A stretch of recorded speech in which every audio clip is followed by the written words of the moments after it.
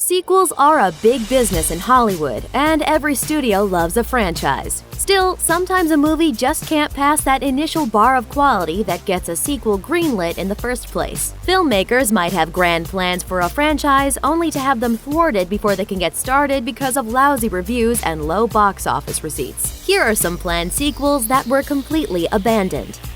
Superman Returns Again.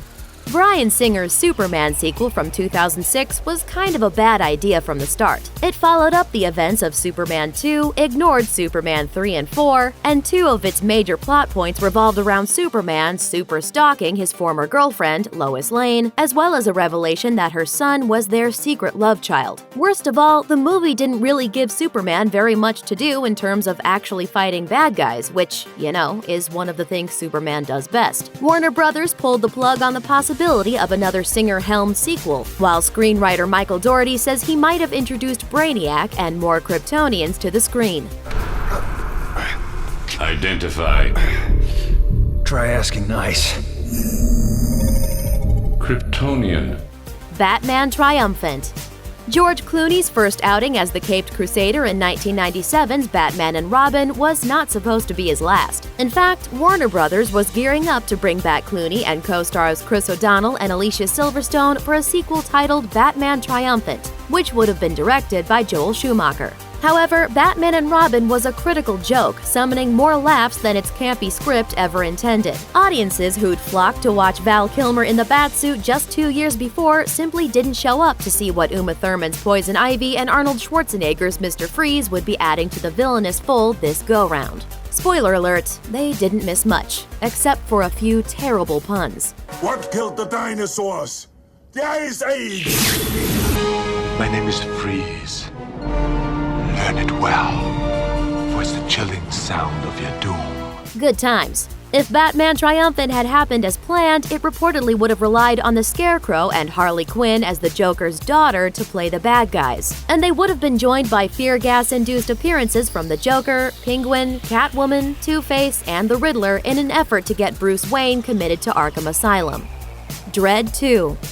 This is probably the most tragic entry on the list, since the first Dredd, starring Karl Urban, is a legitimately amazing movie. Unfortunately, it seems that the stink of Sylvester Stallone's 1995 Judge Dredd adaptation was too strong for moviegoers to ignore, and Dredd failed to find an audience during its theatrical run. It's a cult hit though, so there's still an outside chance Dredd 2 could happen before we all get old and die. In fact, in early 2017, producer Adi Shankar vowed to make some sort of follow-up happen, even if it's animated. He told Collider, quote, "I'm gonna make it happen at some point. It may not be live action, but it's going to happen at some point. There will be more Judge Dredd at some point."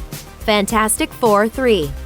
The first cinematic outing from 20th Century Fox's adaptation of Marvel's First Family wasn't great, but it did well enough to spawn a sequel, 2007's Rise of the Silver Surfer. This one was actually a bit better, featuring a version of Galactus and the Power Cosmic, but it still wasn't good enough by a long shot. The franchise ground to a screeching halt after it underperformed at the box office, and as star Chris Evans later told MTV, no one from the cast ever even got a call from Fox about coming back for more. Just goes to show you that signing a 3-picture deal doesn't mean as much as you might hope.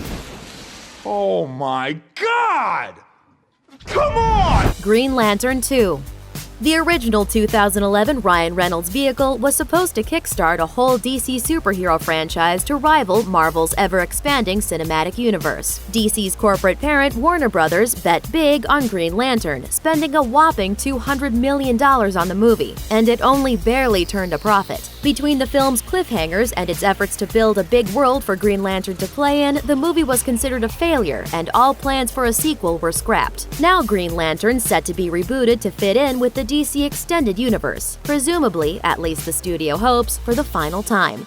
The Mortal Instruments, City of Ashes. By all estimations, the adaptation of Cassandra Clare's young adult sensation series The Mortal Instruments seemed like it'd be the next big hit in the vein of Twilight and The Hunger Games. It had all the essential ingredients, including a huge book-loving fan base that clung to every moment of the production phase, and cast members who engaged in an off-screen romance to mirror their screen counterparts. So, naturally, 2013's The Mortal Instruments, City of Bones was expected to launch an entire franchise that would have capitalized on the craze surrounding its sister series. The script for City of Ashes had already been drawn up, and the actors and crew already had a production schedule in place before the results of the first film's release came through, and put the brakes on everything. It wasn't the early critical blast that stymied the sequel. Don't forget, scathing reviewers stung the Twilight Saga too. It was the fact that the much-hyped film grossly disappointed at the box office, making just half of its production budget back in domestic sales. And, according to Cassandra Clare herself, the sequel to Ashes would have been unrecognizable to the book series faithful, thus weakening audience interest even further. Ultimately, despite some early signs that the second Mortal Instruments pick might be retooled and eventually made, the project was abandoned, and the series was instead relegated to the small screen by way of Freeform's Shadowhunters. So it wasn't a total wash. Twins 2: Triplets. Twins was something of a high-concept comedy that revolves entirely around a single-sight gag. Muscle-laden Austrian Superman Arnold Schwarzenegger and teeny-tiny Brooklynite Danny DeVito play long-lost twins. The 1988 hit, directed by Ghostbusters mastermind Ivan Reitman, was a breezy romp in which the two stars hung out and goofed off under the auspices of their characters getting to know each other. Who are you? I'm Vincent's brother.